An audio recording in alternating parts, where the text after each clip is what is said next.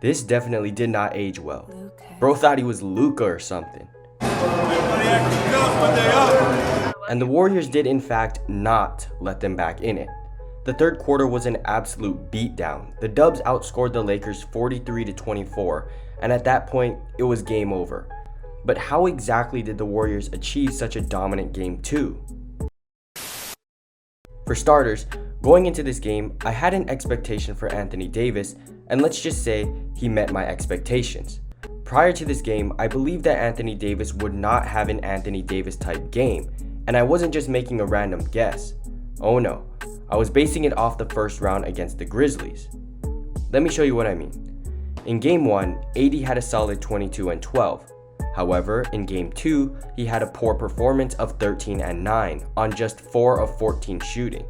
And this inconsistency wasn't just for 2 games, because in game 3, AD would bounce back with 31 and 17, only to disappear in game 4, throwing up 12 points and 11 boards on 4 of 13 shooting.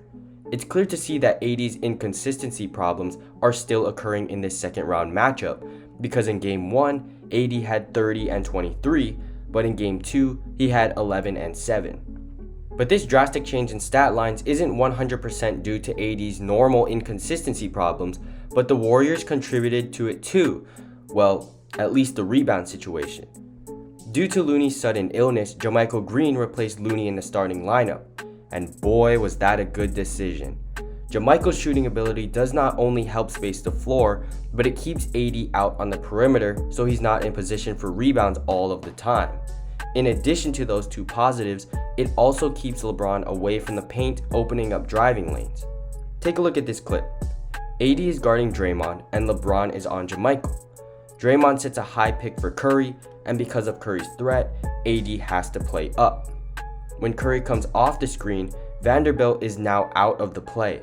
Curry hits Draymond on the roll, and Draymond gets a wide open layup. Because the lineup with JaMychal was so successful in breaking down the Lakers' defense, the Warriors continued to run a similar lineup throughout the game. That lineup being only having one non-shooter in the game at a time. A few of the lineups the Warriors ran this game was obviously the starting lineup of Curry, KLAY, Wiggs, JaMychal, and Draymond. But they also ran Poole, Dante, KLAY, Wiggs, and Draymond, or Curry, KLAY, Moody, Wiggs, and Looney. Each of these lineups were equally successful, so props to Steve Kerr for the adjustment. Now let's talk about individual play. First, we gotta talk about Steph Curry. This game we saw a different version of Steph Curry. You could almost say he played more like a traditional point guard. I mean, he dropped a casual 20 points and 12 assists on 58, 60, 100 splits. But the Lakers learned that forcing Curry to pass doesn't hurt the Warriors. Let me show you what I mean. Here's Curry with the ball at half court. Vando and Rui come to double. KLAY and Poole keep D'Lo and Schroeder distracted by setting off-ball screens. Curry passes to Draymond, and it's just a wide-open warm-up dunk. This was all created by the gravity of Steph Curry.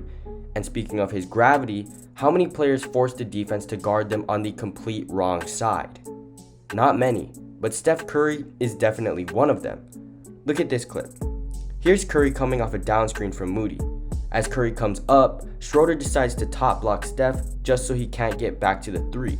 So Curry simply moves laterally and gets an open mid-range, and Schroeder is lost. Second, the other half of the Splash Bros, Klay Thompson. KLAY had a breakout game after struggling a bit in the past few games, but he came with fire in game 2. KLAY had 30 on 61% from the field and 72% from 3.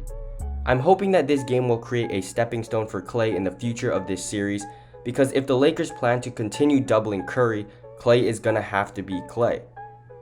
Finally, the other Warriors also stepped up, guys like Dante DiVincenzo and Moses Moody, whether it be hustling for loose balls, rebounds, or simply just hitting shots. But as far as game 3 goes, I have confidence that the Warriors will most likely continue a similar lineup style, and I'm hoping that everyone plays how they did in game 2, because let's be honest, they're gonna need it since it's on the road. Well, that's gonna do it for this video, so if you managed to make it this far, a like and subscribe would be greatly appreciated, and comment down below your predictions for game 3, and if you like the new lineup style of 4 shooters and 1 non-shooting big.